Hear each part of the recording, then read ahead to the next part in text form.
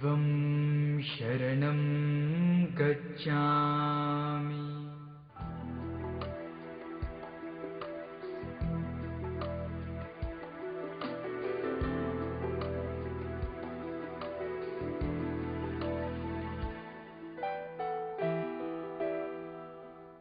Anger is a primary natural emotion experienced by all humans sometime or the other.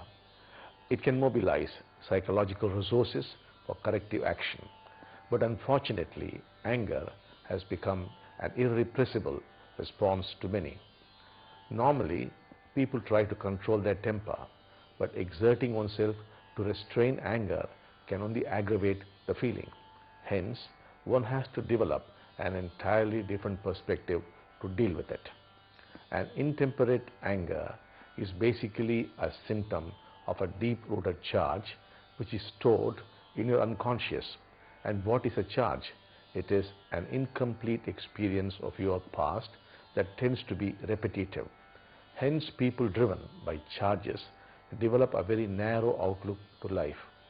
Every situation, relationship becomes a platform for their charges to express or manifest, and consequently they get to be highly susceptible to reactions. If you have to get rid of anger, then work on silencing the roaring demons of your unconscious.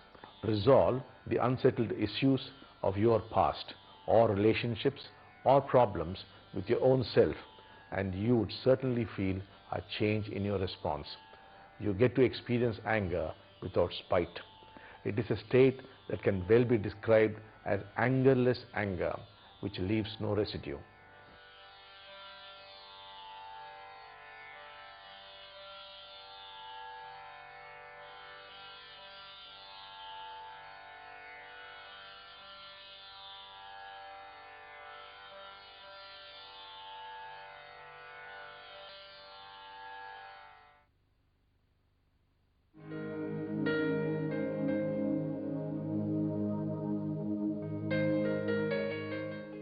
Fear cannot be solved, it has to be dissolved.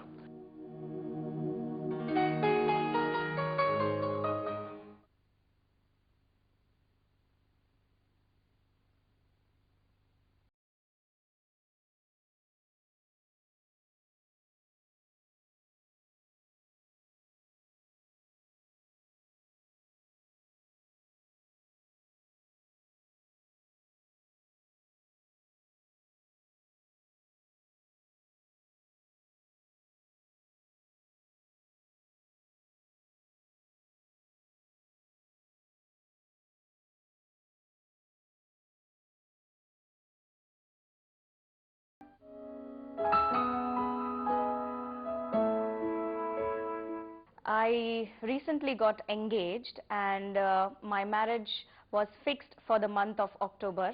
The dates and the venue was not yet decided because my fiancé works in States and he was having problems with his leaves.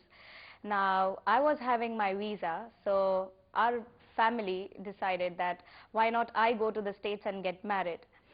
Now, that decision was almost 90% taken into consideration. Before I came to the university, I realized that I had compromised with that decision, and within I was into suffering because I was not feeling good at all. I felt my family members, my friends wouldn't be there. It won't take place in a grand way, just the way the Indian weddings are. When I came for the process, on the third day, we had a topic on mind, wherein we learned that a mind has a tendency to play games. I started seeing how my mind is telling me a story regarding this entire episode of my marriage. I saw that I'm not able to be happy about my marriage thing. I cannot see my families around. I mean, I was absolutely there alone. This, I'm actually seeing it. My mind is showing me, and I could visualize it. I could see that I'm all alone. My fiancé is there, some of our relatives are there, and a few of our friends. That is all about it. And I could see that I'm not at all happy. I even saw that, just the way like when we have weddings out here, we take photographs and we have video shoot and all that. I could see that I'm not having any of such thing for my wedding. And suddenly I realized that what if tomorrow my kids ask me that, Mummy, is this the way you got married? You don't have anything to tell us. You don't have any cherished moments for it. To that extent, my mind took me for those things which are not even there in existence. And I could just do nothing, and I simply laughed at myself that what is all this about? And I just kept on seeing. When I was seeing, I didn't like it. Why I didn't like it? Because there were certain physical changes happening inside me. I felt a knot in my heart. I even felt pukish at that time because that entire episode was very unpleasant. Nobody likes seeing such kind of things in their life, and when we don't like it, we try to cover it up. That is what even I was doing.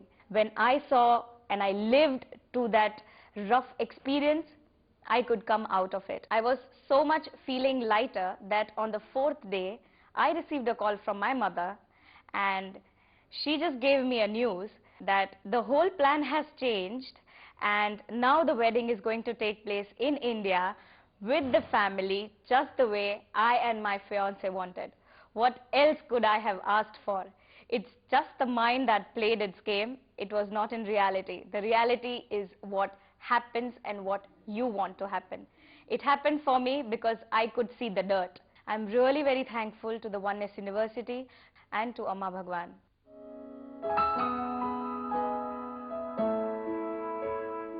For the last few years, I've been suffering from a peculiar health problem that at nights I used to have a groaning, pulling feeling in my legs starting from my waist. So the immediate, when we are tired and about to sleep and the eyes are closing, the pain used to start. And the pain mercilessly used to kill me for 1 to 2 hours.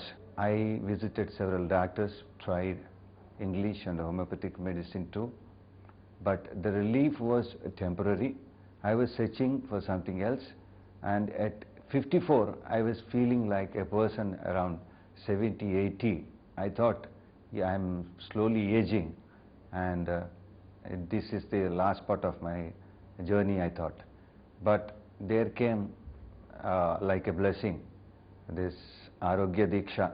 I joined this course, and the result is, it's the Diksha is, as it is meant for not only servicing the body, it is for servicing the mind and also recharging the energy. And this is done not through like working on a medicine or a diet, but added with divine grace of Amma and Bhagavan.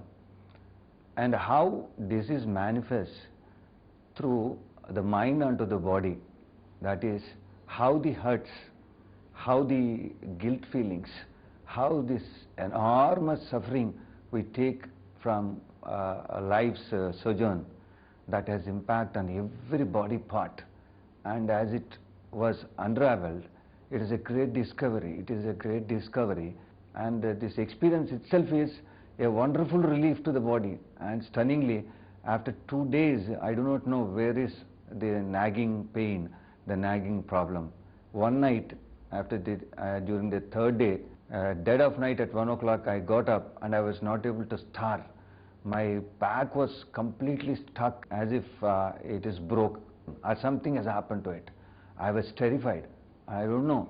Without praying the Lord, when I went back to sleep, and the next day when I got up from the bed with all suspicion, there is nothing, not even a trace of that, that trouble. And mentally, I become like a small child. Child is in the sense without any botheration, a lot of relief onto the mind, and the feeling which I was used to have at this age, 54 to 80 or 75, was reversed.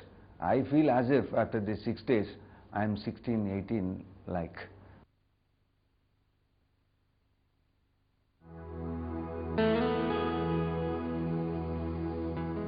The Oneness University Fiji, established in the year 2008, is located on the island of Savasavu one of over 300 islands in the South Pacific Ocean.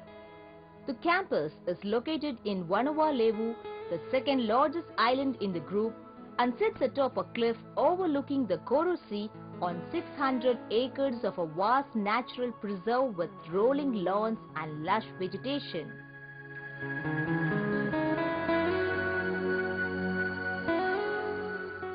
The campus is a beautiful piece of land overlooking the Pacific Ocean on one end and surrounded by mountains and rainforests on the other.